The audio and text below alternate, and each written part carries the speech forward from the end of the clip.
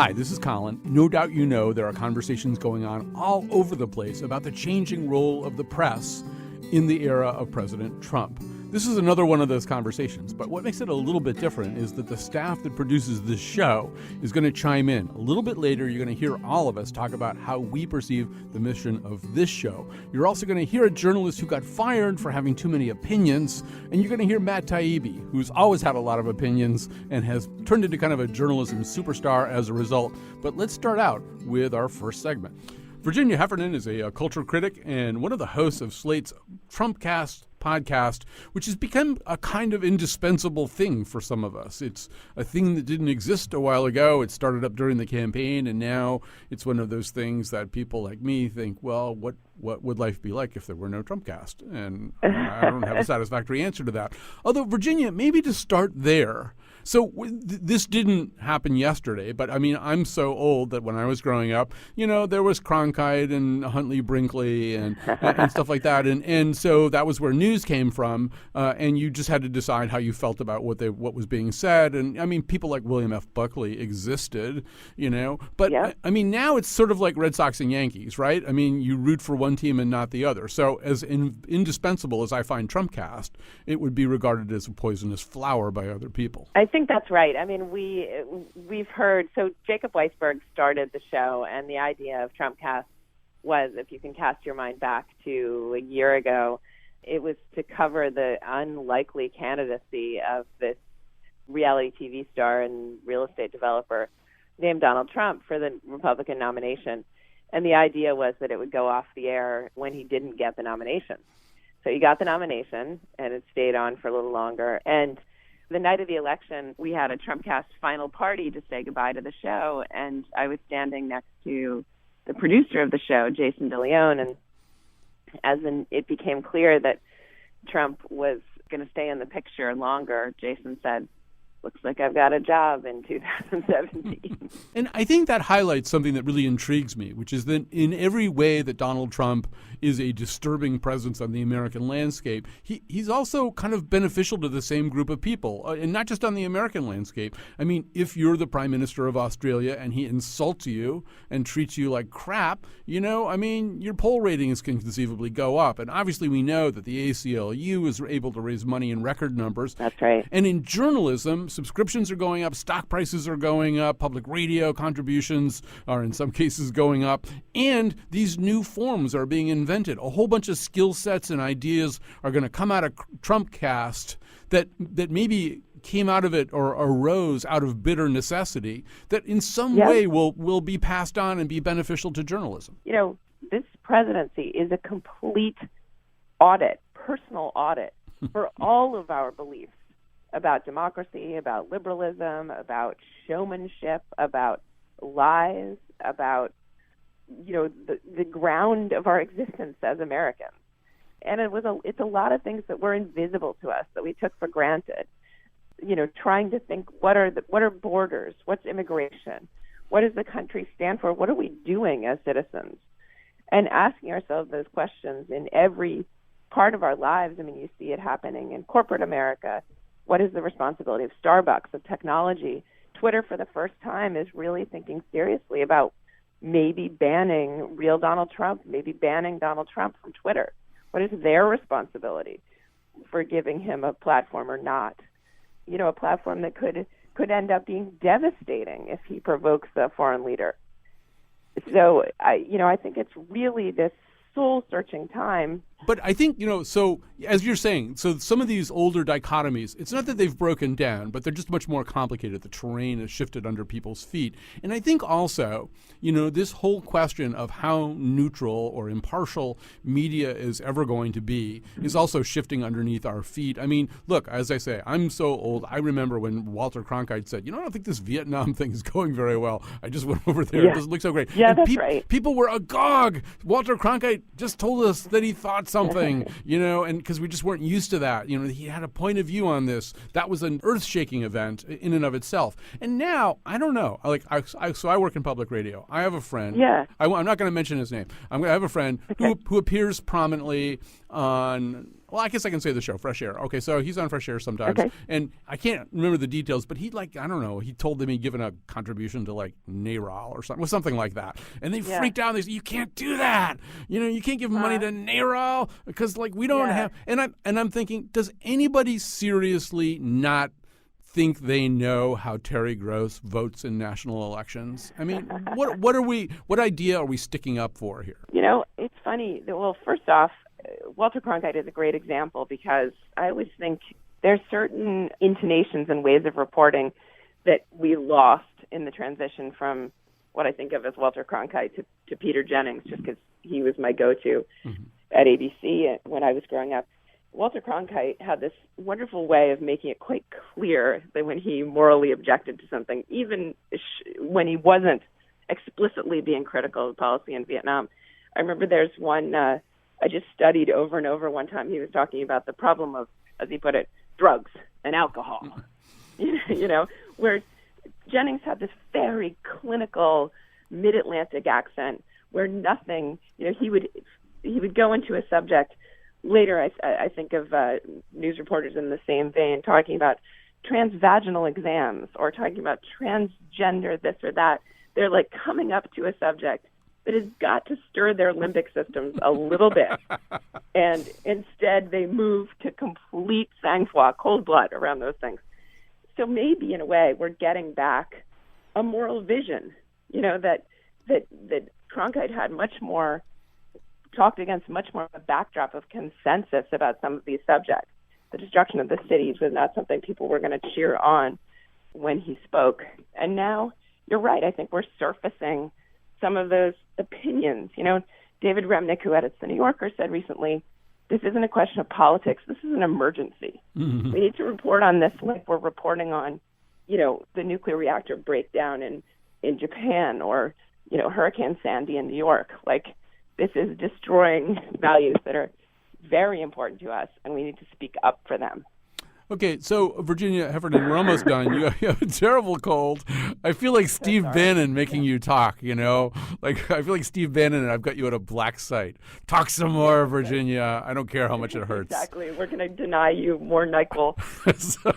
So I have one last thing I want to bring up. So there's this whole word that came out during the campaign, not a new word, but normalizing. And so we're getting it now in journalism. Like, just for having a conversation on the air last week about Neil Gorsuch, I had people tweeting at me saying, you're normalizing Trump. And I'm thinking, well, he's the president, and he nominated a Supreme Court justice, and I talked about it. I don't know. I don't really have that many other choices.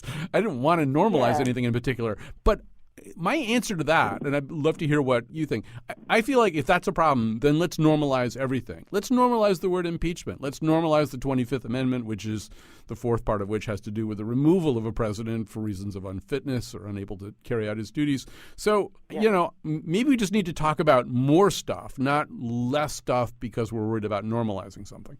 It's very funny. It is interesting that even before the idea of, even before the inauguration, there was discussion of that same root word, norm. There's a lot of conversation about this is not a normal candidate. So, where I think about why Americans don't care about Trump's lying is that, potentially what Bannon and Trump are up to is a complete inversion of normalcy. That, either for reasons that they're just poltergeists or because they actually suspect that the normal establishment is destructive to these so-called Judeo-Christian values that Steve Bannon purports to represent, is that, this has been an effort to, a case for the abnormal, a case for black is white and white is black. I mean, it is amazing to hear. It's almost like sometimes when you have a movie critic that you always disagree with, they're a very good barometer for what movie you're going to like. If they don't like it, you will, and vice versa. Well, sometimes when Trump speaks, and just like he says, if he says the media didn't cover these 78 terrorist attacks enough, it's a good bet that they did cover them a lot. I mean, he really does. He doesn't shade the truth. he completely upends it. Well, Virginia Heffernan, you're wonderful to do this with us. Virginia Heffernan, if you loved her now, imagine what she's like when she doesn't have a 102-degree temperature. She's that much better, and she's one of the hosts of Slate's Trumpcast podcast. Thanks for being with us today, Virginia. Thank you so much. It was so good to talk to you. We're going to take a break. We're going to come back. We're going to bring you some special audio of Virginia Heffernan using her neti pot, but mainly the four of us who put together this show together as a team effort. We're going to talk to you in a way we never have before and talk among ourselves about how we perceive these questions. As I exit the house, I escape the box. Got my pen in my pad, so a couple notes I got to picture the world in a different view. Got my tape recorder to record everything I pursue. So, I don't know, you're the host. Oh, so I should do a host thing? I think you probably should, yes. Okay. So it made sense, since you're listening to this show and we're talking about how the press or the news media covers this particular moment in time, it made sense to have a discussion for your benefit about how we think about this on this show. So I have gathered together all the people who work on this show as producers. That would include Jonathan McNichol, Betsy Kaplan, and Josh Nalea. They're all here in the studio with me. And we thought we would just briefly talk about how we interpret our job and our mission and how we understand our job to have changed or not changed at all as a result of what's happened in the current political climate. So, Jonathan, where should we begin? Well, I think we should actually begin with you, Colin. Okay. I think it would be good to get you on the record saying what you think your role is, your kind of point of view. Okay, so one thing that I could say is, I'm a little different from a lot of public radio hosts because I came here with baggage. I had already been a columnist writing my opinions, and I'd had a show for 16 years on commercial radio where I was kind of the house liberal on a conservative radio station. So coming in here, it didn't make any sense to pretend that I was neutral about stuff. And then, so that's been the case for the last 7 years of doing this show. And then during this election cycle, I very early on felt as though we were in the middle of something kind of sui generis that really needed to be talked about that way, that this wasn't a simple case of any kind of recognizable Republican running against a recognizable Democrat, that this was a candidacy unlike anything I'd ever seen before, and that this is now, a few weeks in, a presidency unlike anything I've ever seen before. And so we start there. I think we don't want to do a show that's simply an expression of those thoughts. We want to do a show that explores a lot of different ways of looking at this moment and at this presidency. But I'm not kidding anybody. Everybody knows what I think. So my other main concern is then for you two other guys, Betsy and Josh. Mm-hmm. It's the same thing. It's we're now doing this job in this new situation that didn't exist before, that just by sort of happenstance, none of us have ever done this job in a Republican administration before. And it's interesting that we're doing this job on public radio with a host who is left-leaning. Although, could I butt in and just shape that question? Yeah. I feel like if we were doing this show and Jeb Bush were president, we wouldn't even have this conversation. Right. Well, that's my huge point. How much of this is ideological and how much of it is just that we're afraid the world is going to hell or something? And so how much do you guys worry about that? I think that we're in a very different situation, and I worry about it a lot. I've lost sleep over it. And, I sometimes struggle. You mean the situation itself? The situation itself, yeah. I do. And I struggle sometimes because I know I talk about it all the time at home and with friends, and to the point where people get tired of it. And it's not necessarily even in a political sense. It's more of my own fear of what will happen because I don't know what will happen. This is different than anything I've seen in my lifetime. And I'm older than almost everybody except for Colin here. So I guess I've struggled with how much we should be talking about it. Even on the scramble, I felt lost even after the election, wondering how much of this should be all Trump all the time and how much we should introduce other subjects. Well, I think, in some ways that there are certain occasions under certain administrations when it's okay to take a stance, when you recognize something is happening that's out of the norm, that's so far left of or right of what most people consider normal, appropriate behavior from a president, that you can take a stance. And I think that at least I would assume that our listeners would expect that from us, would want that from us. They wouldn't want us to be silent when we see something happening that, we think is inappropriate, we think is dangerous. I do want to say quickly that one of the things that I'm proud of, I think we have to ask ourselves in any situation whether whether my name is Terry Gross or Ira Glass or Lucy Nalpathanchel or John Dankosky, everybody has to ask themselves, what is our show good at? What do we do that we do well? And on this show, there's sort of two things that we've done a lot of. One of them is the show we do on Mondays, where we really look at what happened over the weekend and try to understand it through the lens of various experts. And that's been, the focus of that has been sharpened and unified to be mostly about the Trump presidency, certainly since the time of the inauguration. And then the other thing we do is a kind of thinking about small strands of any particular picture. So one of the things that we've done in the last 2 or 3 weeks, we've done a show about Ayn Rand, because in some ways she's like this intellectual muse for some of the people who are big players in the current situation. We did a show about eugenics because there are actually little sort of strange jingling noises coming out of the present moment that sound like some of the arguments for eugenics in the past. We did a show about the notion that white people have lost ground that fueled some of the rhetoric and some of the spirit of the Trump surgence. I guess it isn't a resurgence, but the Trump surge during the electoral cycle. So, and so these aren't sort of kind of on the nose stories about what Trump is doing right now. It's more about, what does this climate really consist of? You start pulling it apart into its little particles. What are those particles? And I'm really proud of those shows. I'm skipping 3 or 4 of them, the other ones that we've done, but because I can't remember them. but I think those are really good shows. You're getting at something which I struggle with sometimes, and I think maybe some of the other producers do too. You mentioned a few of the shows in which we brought on some guests that had a particular position on a topic that you could, maybe make an argument for having brought on somebody with the opposing view. The White Recrudescence show, for example. This gets to the idea of the difference between taking a political stance and taking a moral stance. And I think, few would argue that it's not okay to take a moral stance. I think that's a good thing. But taking a political stance on something, it gets a little bit trickier. And I struggle with that. And Betsy, I think, one of the things that we struggle a lot with, particularly, we do make a real affirmative effort to pull in some other views. Yeah, and Josh is just saying that when we were talking about this earlier, we did a show which included 4 Republicans who were Trump voters. It was very difficult to get them to trust me. So I had some names, and those people shared other names with me. So I had plenty of people to call. But everybody that I called had a problem with me. They didn't trust me as a person. They didn't trust the station. They immediately assumed it was a liberal bent that was not only different from them, but that it was somebody that was going to hurt them in some way, or was out to get them or catch them in some way, or make them look foolish.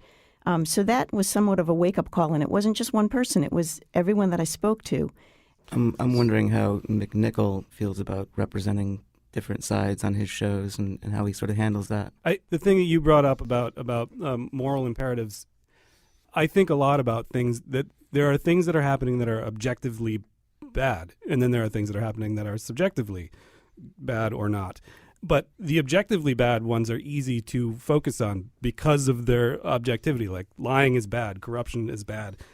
And I think that plays out in that you get a lot of, like the travel ban story, for instance, has turned into like a process story.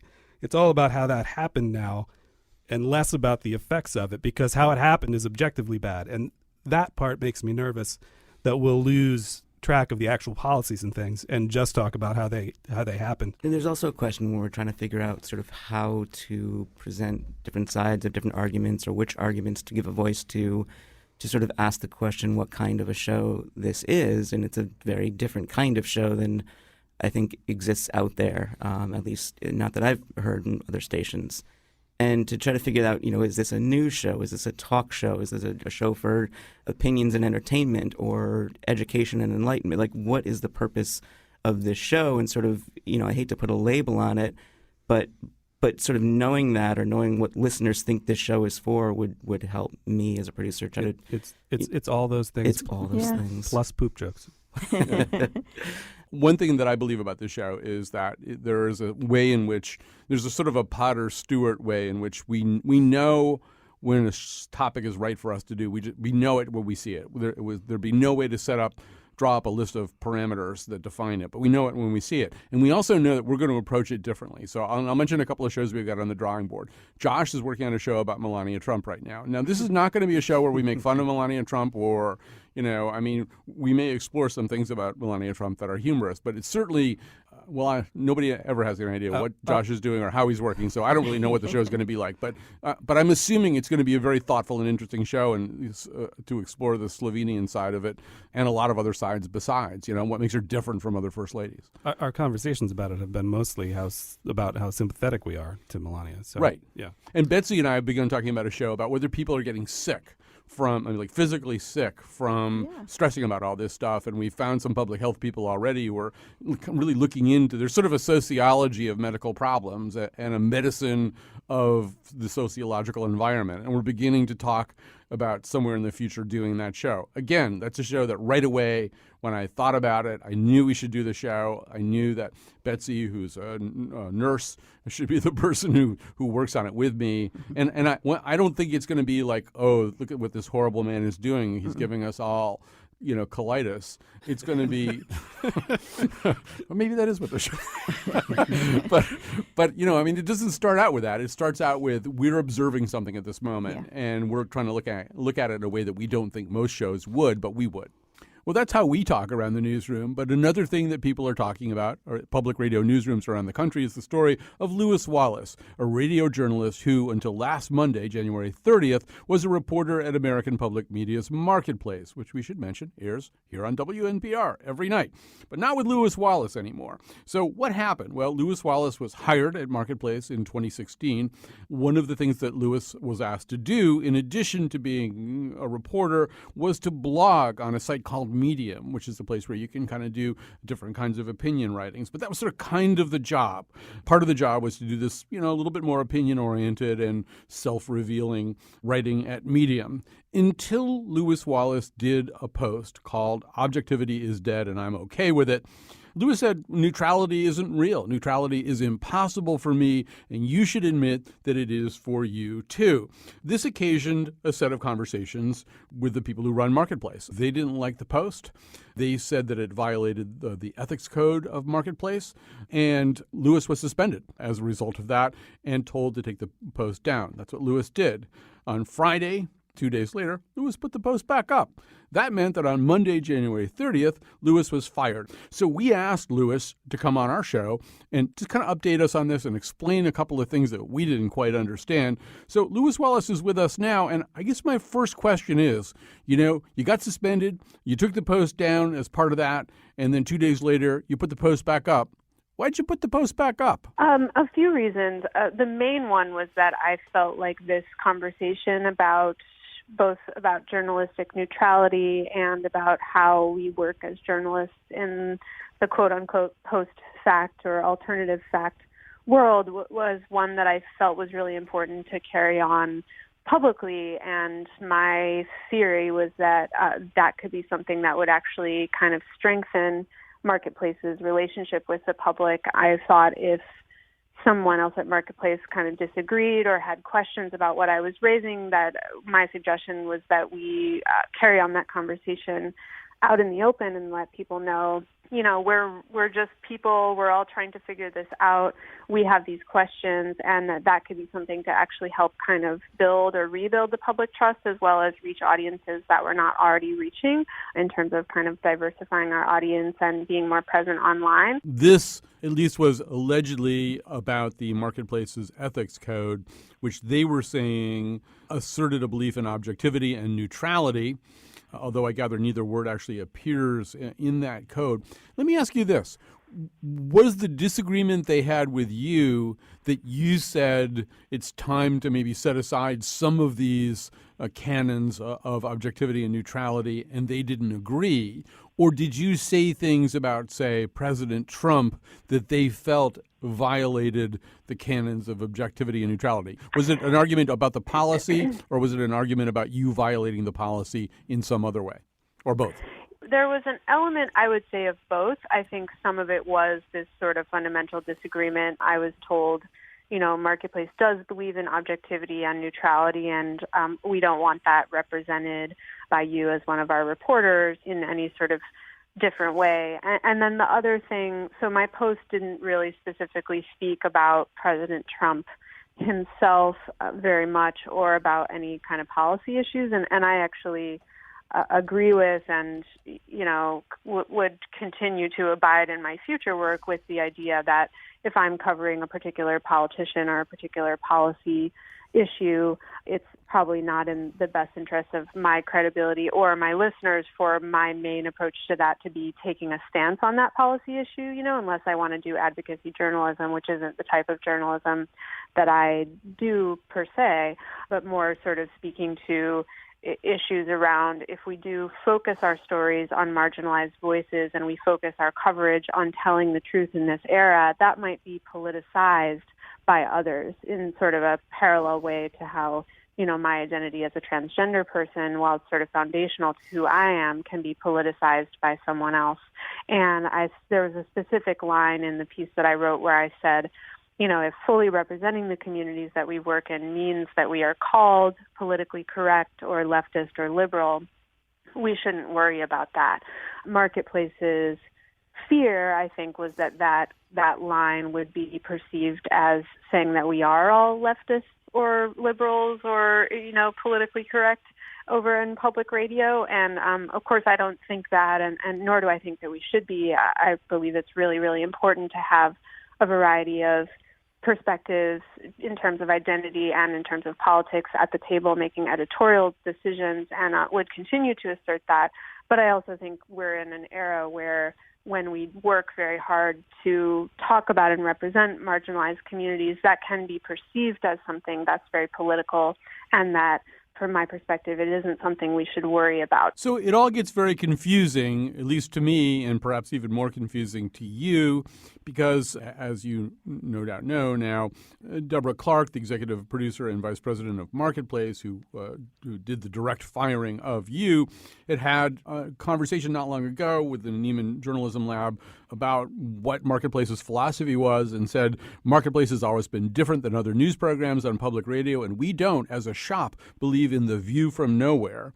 I think that that has real limitations. I think that you can see and hear that in the voice that we have on the air, which is different, and you can see it on social media. The view from nowhere is a Jay Rosen term that basically is about kind of a feigned objectivity and neutrality in the face of or in the teeth of things that are positions that are of genuinely contrasting values. So it seemed as though Deborah Clark was saying, well, we don't even really subscribe to this position of blind neutrality, or blindfolded neutrality. And also, Kai Ryssdal, the host of the show, has tweeted with a picture of Trump and a link to a Washington Post article, to those who say, let's wait and see, or maybe it won't be as bad as you think, or stay hopeful. I'm having none of it.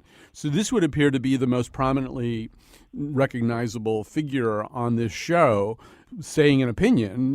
He's not having anything of hopefulness about the Trump administration. You've got the executive who fired you saying, well, we don't really do that real baseline neutrality stuff. It's a much more nuanced thing for us. So do you know what's different about that from what you got in so much trouble for? I don't. And I think that's why I was so caught off guard by my initial suspension and the initial reaction to my blog, is because I think the work that I'd done for Marketplace had all, for the airwaves, had all been very much in the spirit, and my voice, fit in quite well there, in the way that because the show has worked hard to have sort of a variety in terms of the voices and allow the reporters to bring our own sensibilities and a little bit of transparency about who we are to our work, that I had a really positive experience sort of working in that style with Marketplace, and didn't think that the ideas that I put out in the post would be particularly objectionable exactly for that reason. So there's maybe one piece of this we haven't alluded to, which is that you're a transgender person. Is that part of why it seemed as though in the stuff that you wrote that was part of this, that somehow or other your identity was somewhat inseparable from some of the things you were writing on the Medium blog? Yeah, and I think not, I think that argument has been misunderstood sometimes to be sort of saying, anybody who's sort of quote unquote diverse or quote unquote marginalized or oppressed can't be neutral in sort of a unique way. And for me, it's more being transgender is kind of my particular experience of how I came to the conclusion that no one can be neutral. And in some ways, I see that as, from a pretty outsider perspective, transgender people have gotten a lot of really lousy coverage in the mainstream media. And I came out as trans more than 15 years ago, quite a while before there really was very much mainstream media coverage. And so I think I was able to see, when I started working in the media, kind of how important it was to have trans voices at the table in order to change that conversation, and that in fact there had been a bias kind of against fair and comprehensive coverage of trans people as sort of the whole people that we are. That has gradually started to change because of activism and because of increasing diversity and representation within journalism. And so for me, it's sort of an emperor has no clothes situation around the matter of bias, because it's always been so clear that there is a bias and sort of a set of assumptions that happens when you have a homogenous newsroom without certain people at the table. And I think we see a lot of the same issues around race, around disability, which is a severely underreported sort of community and whole set of issues that we don't hear about very much in the mainstream news media, even though there are a lot of disabled people. And I suspect that is a sort of bias that exists against seeing those stories as important because of who's at the table. And so, I don't think that I'm uniquely non-neutral. I think everyone is kind of non-neutral in how we bring story ideas and how we curate those ideas, and that those conversations should be even more kind of alive and vibrant right now as we think about how to cover this administration. All right. Well, Lewis Wallace, it's great to talk to you. Sorry it's under these circumstances, and looking forward to whatever your next venture is. Thank you so much. We're going to take a little break here. Some very nice people are going to ask you to raise money to help support not only this station, but this program.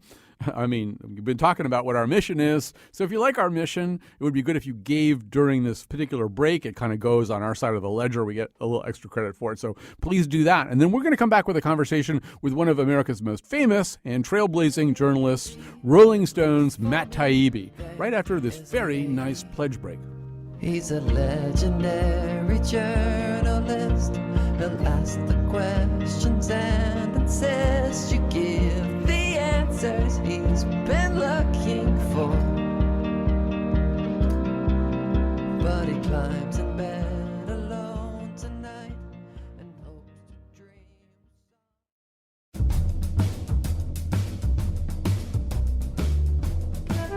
Today's show was produced by Jonathan McPants and me, Kyone Wolf. Our intern is Ali Oshinsky.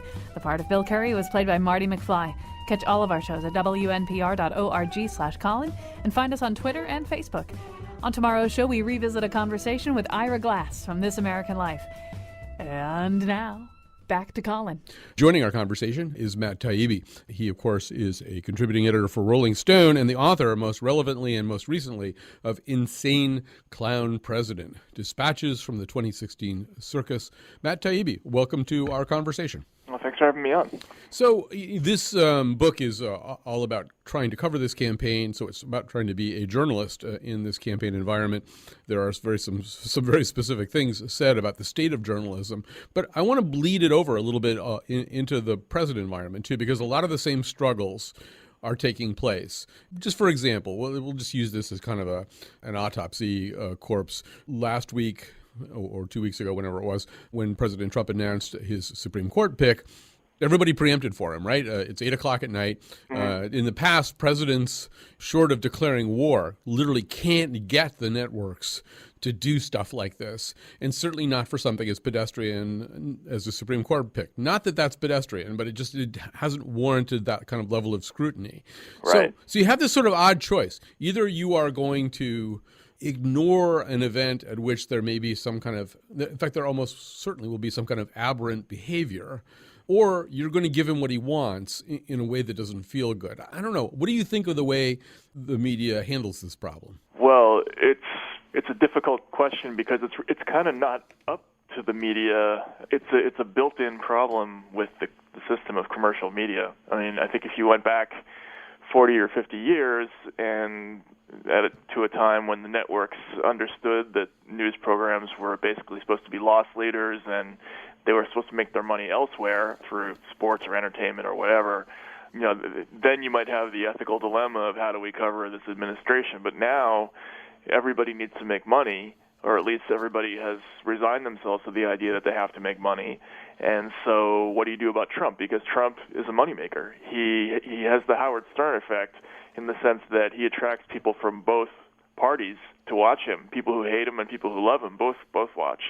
And he's a gold mine, as CBS President Les Moonves confessed last year. He may not be good for the country, but he's great for business. Have you been surprised by the way that the person that you depict in this book is essentially unchanged since becoming president? I mean, I think there was like inside me, there was this notion, well, I mean, obviously he's still going to be Donald Trump. On the other hand, there's a certain way that presidents act, and he'll have to conform at least to some of that. He'll have to kind of tone down his act and take on some of the gravitas that a president has. And, watching him talk about, Black History Month or stand in front of the memorial wall of the CIA and talk about, vote counts and things that all kinds of self-aggrandizing things that have nothing to do with the place that he's standing.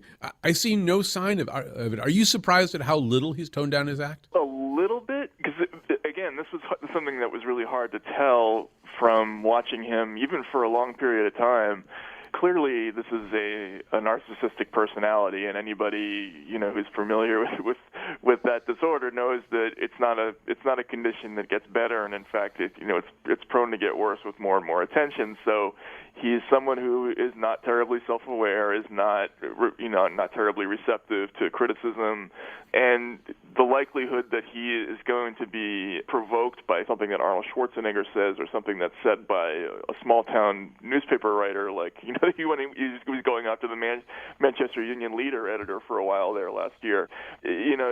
That's just who he is. He is obsessively fixated on what people say about him.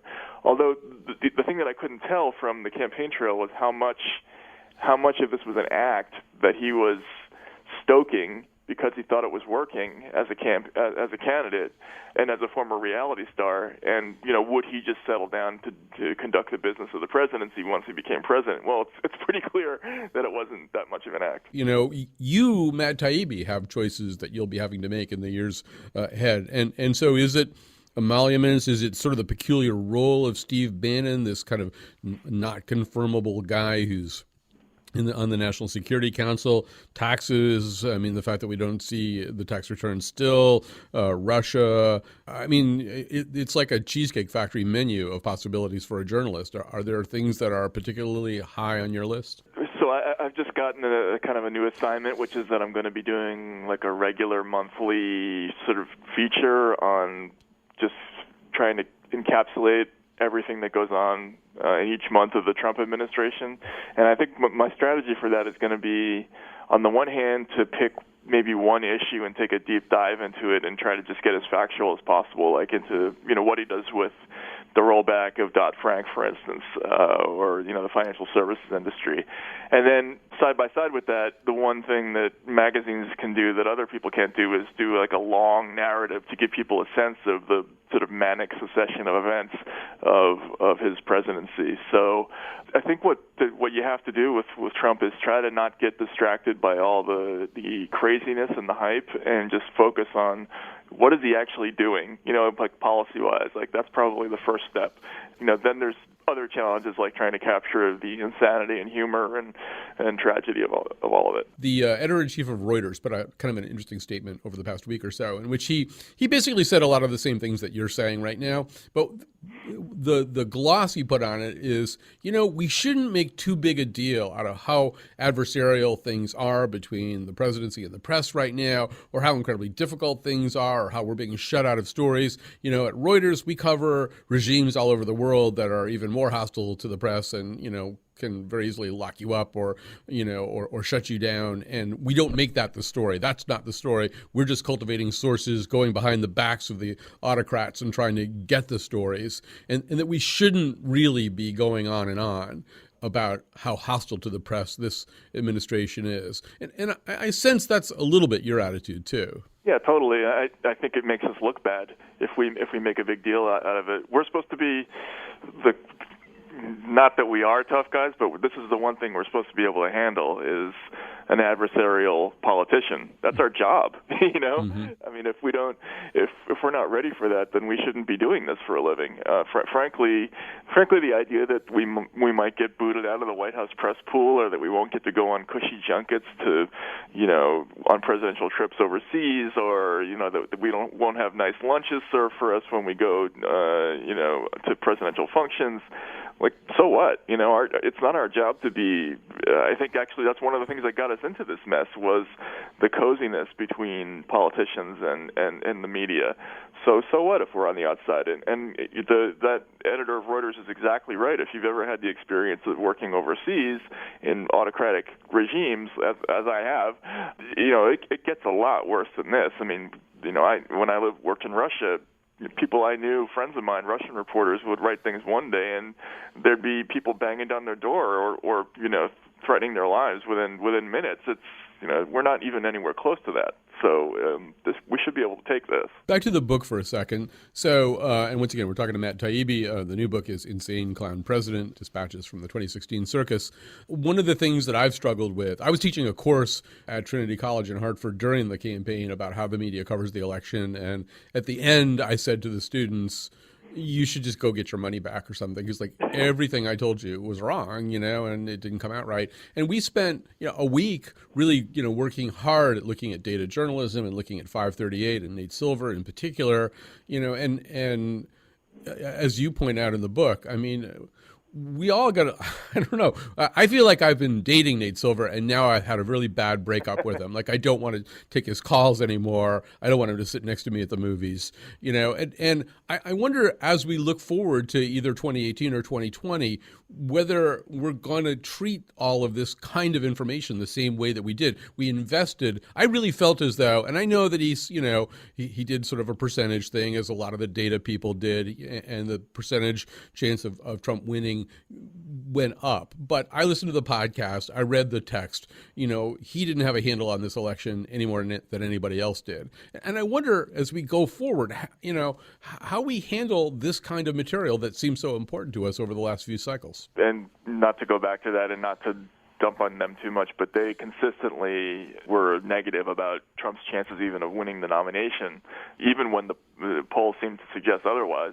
They kind of went against, I think, even their own data in the early part of the campaign. Look, I got fooled too, and this is something that I write about in the book, is that I fell for a lot of the popular misconceptions that came out of a lot of this data analysis. And one of the things that happens when you hang around people who do politics for a living is, they are very much in love with the procedures and the methodology and the sabermetrics of politics. And I got sat down by somebody at the RNC from who was actually a Democratic operative, who just gave me a whole spiel about the 19 different things that had to happen demographically for Trump to win, and how it was mathematically impossible. And I fell for it. I just went for it hook, line, and sinker. Whereas if you were just out there in the campaign trail and you watched the response to the two different campaigns, there's no way that you could have been convinced that Trump was losing, or at least losing by a lot. It looked dramatically in Trump's favor if you were just watching. So I think that's something we have to be careful of in the future is, take the temperature of people, actually talk to them, read their emotions, and as opposed to their approval or disapproval. That's something you can't do with numbers. Right, but that's also the problem with the campaign trail. The campaign trail is the campaign trail. And another Rolling Stone writer from long ago, Timothy Krause, wrote The Boys on the Bus, where you really got a sense of what pack journalism could be like, where basically a whole bunch of people are getting off the same plane or the same bus or whatever and going to the same place and absorbing the same information. And I felt, this time, to the extent that I was well informed at all in the 2016 cycle, sometimes it was by people like George Saunders or Dave Eggers, or people who basically write fiction for a living but are very interested in the narratives of other people, just kind of, once again, going out, talking to people. In some ways, I feel like the campaign trail was a good place to be in the sense that you just described, where you could see a certain kind of energy exist in one place and not the other. But in some ways, the better place to be was off the campaign trail, or a little ways off the campaign trail, just talking to actual people. Yeah. Well, no, you have to do both things. And this is something I've been writing about. I've been doing campaign trail journalism for 12. I guess this is my fourth campaign. So, and from the start, this has been a problem that I've had with it, is that, you're never in one place long enough to really get a flavor for what's going through people's minds. You get these little snippets of conversations when you're stuck on the bus. It was such an issue for me that when I was on my first assignment, what I would do when I got to a city is I would escape the press pool and I would run a mile in any direction and just randomly start knocking on people's doors and asking them what they were doing, so that I was trying to get a countervailing impression as opposed to what the campaign was giving you. But yeah, you have to talk to people and you have to find out what people are saying. But I think there are things that you can glean, even so, just from going to the events. And one of the things is the candidate. Are people responding to the candidate in person? And you do have to pay attention to that, because it resonates. I think I talked to Bernie Sanders about that after the campaign, and he spoke about how the intimate experience of seeing somebody in person and reacting to it is the single biggest determining factor in whether a person wins or loses an election. And we should have listened to that this time. As we close, Matt Taibbi, let's violate the Reuters editor-in-chief principle that we just set. From a certain point of view, it doesn't matter how Matt Taibbi feels, or whether he's sleeping well or not, or whether he is pessimistic or optimistic about the 1 or 2 years that lie ahead. But let me ask that question anyway, even if it doesn't matter. How is all this sitting with you these days? Well, as a citizen, I'm horrified by the whole thing. I think it's. I don't see any cause for optimism. The only thing that I saw that was interesting and made me feel a little bit hopeful about the future was that a lot of young people on both sides of the aisle were really, really passionate and interested in politics for the first time, and willing to think for themselves about it, which is a good thing. But I think what we're seeing right now is this kind of worsening polarization and this problem that we have where we're not arguing over the same set of facts anymore. That problem is just getting worse and worse by the day, where we can't even agree on what we're arguing about anymore. And, it's going to be tough for the country to kind of heal itself until it fixes that issue, I think. Don't you think? I don't know. That's how I feel. Well, yeah, I think, what our instincts tell us is that it has to get a lot worse before it gets better. In a way, it's like what we know about alcoholism or other forms of addiction. Now it's this thing we just have to ride down to its bottom before we can bounce back up. It doesn't seem as though incremental improvement is anywhere on the menu. Yeah, exactly. And I think that's exactly the metaphor. That clearly the bottom is rushing up at us right now, but we haven't hit it yet. And, it's scary. So it's going to be a long ride down. And this is something that, again, my experience living overseas, and I lived in a collapsed superpower for 11 years. And people, I think, aren't cognizant of how bad it can get and how far you have to fall when things really start to go wrong. In a country that's as high-functioning as ours relatively is, that's my real worry, going forward. All right. On that elevating note, Matt Taibbi, the book is Insane Clown President. You have to have something to read on the way down. Read his dispatches from the 2016 circus. Thanks for being with us today. Thanks a lot, Colin. Hey, don't look to me for solutions. I'm just a journalist. I'm a dispassionate observer of the